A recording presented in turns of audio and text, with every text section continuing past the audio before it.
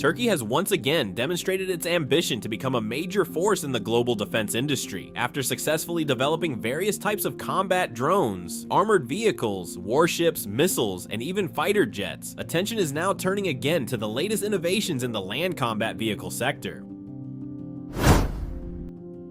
One interesting development is the emergence of modern armored vehicles based on the M113 platform, which has undergone a major transformation. Through domestic technological development, the platform, known for decades as an armored personnel carrier, now has new and far more modern capabilities.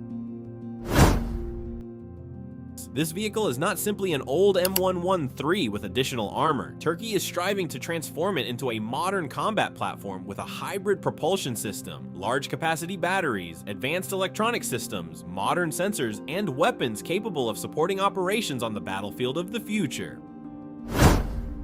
One interesting concept is the EZMA Hybrid M113 armored combat vehicle, developed with a hybrid powertrain and modern combat technology. This vehicle is designed to combine a proven armored platform with a next-generation propulsion and electronic system. With this approach, the M113 is no longer seen as simply an old vehicle.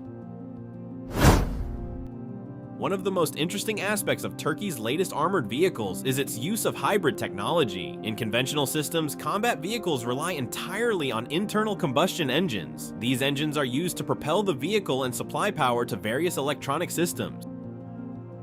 Armored vehicles must not only have powerful weaponry, their ability to maneuver in various terrain conditions is also crucial. A combat vehicle must be able to traverse muddy roads, rocky terrain, inclines, forested areas, and various other challenging terrain conditions.